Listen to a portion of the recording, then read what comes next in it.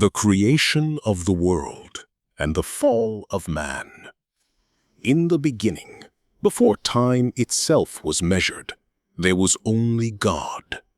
The earth was without form and empty, and darkness covered the face of the deep, and the Spirit of God moved gently over the surface of the waters. Then God spoke, and his words held the power to create all things. "Let there be light," he said. And suddenly light burst into existence. God saw that the light was good, and he separated the light from the darkness. He called the light day, and the darkness he called night. And there was evening, and there was morning. This was the very first day. On the second day, God spoke again, creating a vast expanse across the heavens.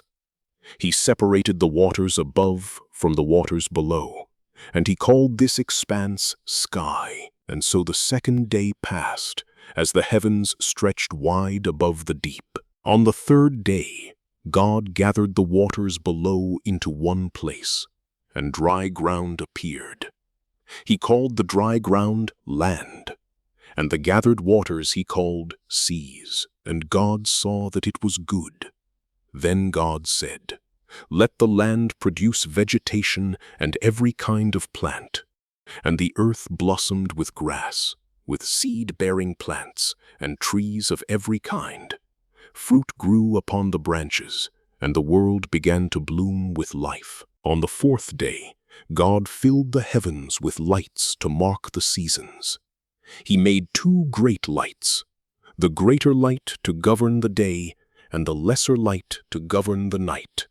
And he made the stars also. He set them in the sky to give light upon the earth, and it was good. On the fifth day, God said, "Let the waters teem with living creatures, and let birds fly above the earth across the open expanse of the sky."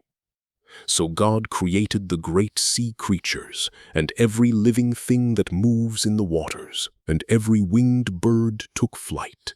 God blessed them, saying, "Be fruitful and multiply." The seas swarmed with life, and the skies were filled with song. On the sixth day, God said, "Let the land produce every kind of living creature." And so came the livestock, the creatures that crawl, and the wild animals of the earth, each according to its kind. And God saw that it was good. But the greatest work of creation was yet to come. Then God said, "Let us make mankind in our image, in our likeness. Let them rule over the fish of the sea and the birds of the sky, over the livestock, and over all the creatures that move upon the earth." So God formed a man from the dust of the ground, and he breathed into his nostrils the breath of life, and the man became a living being. God named him Adam, and he placed him in a beautiful garden in the east, in Eden. In this garden grew every tree that was pleasing to the eye and good for food. A river flowed out of Eden to water the garden, dividing into 4 great streams. In the middle of the garden stood 2 special trees. One was the tree of life. The other was the tree of the knowledge of good and evil. God placed Adam in the garden to work it and to care for it. And the Lord gave Adam one command.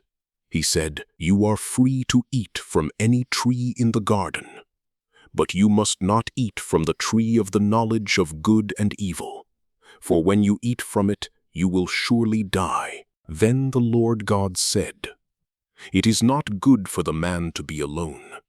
I will make a helper who is suitable for him, a companion at his side." So God caused Adam to fall into a deep sleep, and while he slept, God took one of Adam's ribs and closed up the place with flesh. From that rib the Lord God made a woman, and he brought her to the man. When Adam saw her, he rejoiced and said, "This is now bone of my bones and flesh of my flesh. She shall be called woman, for she was taken out of man. Her name was Eve, the mother of all who would ever live. Adam and Eve lived together in the garden, naked and unashamed. They knew no fear, no sorrow, and no pain. They walked with God in perfect peace. Then, on the seventh day, God had finished all the work he had done. So God rested. He blessed the seventh day and made it holy, because on that day he rested from all the work of creation, and all of creation was good. The world was a paradise without flaw. But not every creature in the garden meant Adam and Eve well. Now the serpent was the most cunning of all the wild creatures the Lord had made. One day, the serpent came to Eve as she walked near the tree in the middle of the garden. With a smooth and clever voice, it whispered to her, "Did God really say you must not eat from any tree in the garden?" Eve replied, "We may eat fruit from the trees in the garden, but God said we must not eat from the tree in the middle of the garden. We must not even touch it, or we will die." The serpent leaned closer and hissed, "You will not surely die. For God knows that when you eat from it, your eyes will be opened, and you will be like God, knowing both good and evil." Eve looked at the tree. The fruit seemed good for food, pleasing to the eye, and desirable for gaining wisdom. The serpent's words filled her mind with longing. She reached out her hand. She took some of the fruit, and she ate it.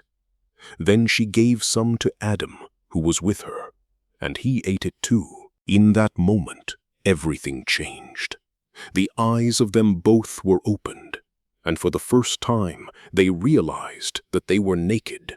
Shame and fear entered their hearts, feelings they had never known before, so they sewed fig leaves together and made coverings for themselves. Then they heard the sound of the Lord God walking in the garden in the cool of the day.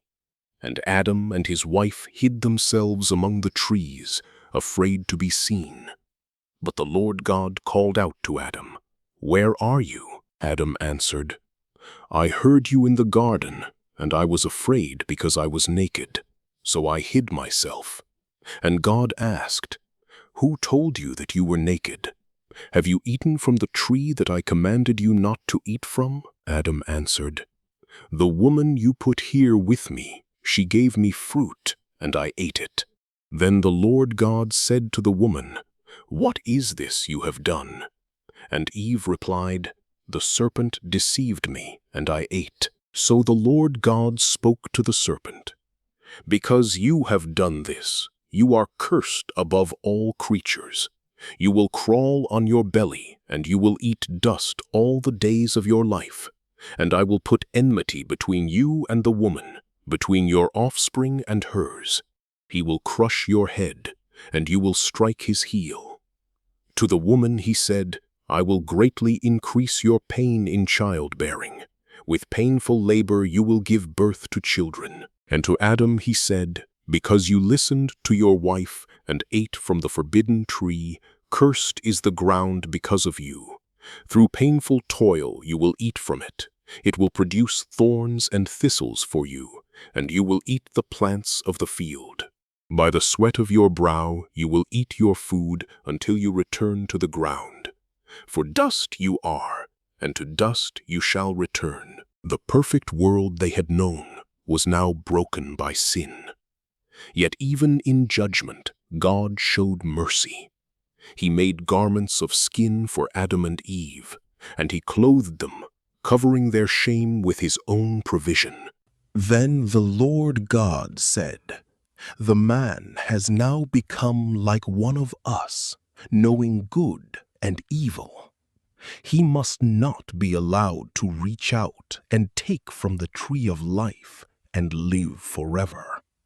So the Lord God sent them out of the Garden of Eden to work the ground from which they had been taken. After he drove them out, God placed mighty cherubim on the east side of the garden, and a flaming sword flashing back and forth to guard the way to the tree of life. And so, Adam and Eve left paradise behind, walking into a world made hard by their choice. The gates of Eden closed behind them, never to open the same way again. Yet their story did not end in despair, for within God's words to the serpent there was a hidden promise, a hope that one day the brokenness would be healed. A descendant would come who would crush the head of the serpent and restore what had been lost in the garden so long ago. And so the great story of humanity began, with both sorrow and a seed of hope. This is the story of creation, of the first man and the first woman, of paradise lost and of the promise that would echo through all generations to come. Thank you for watching.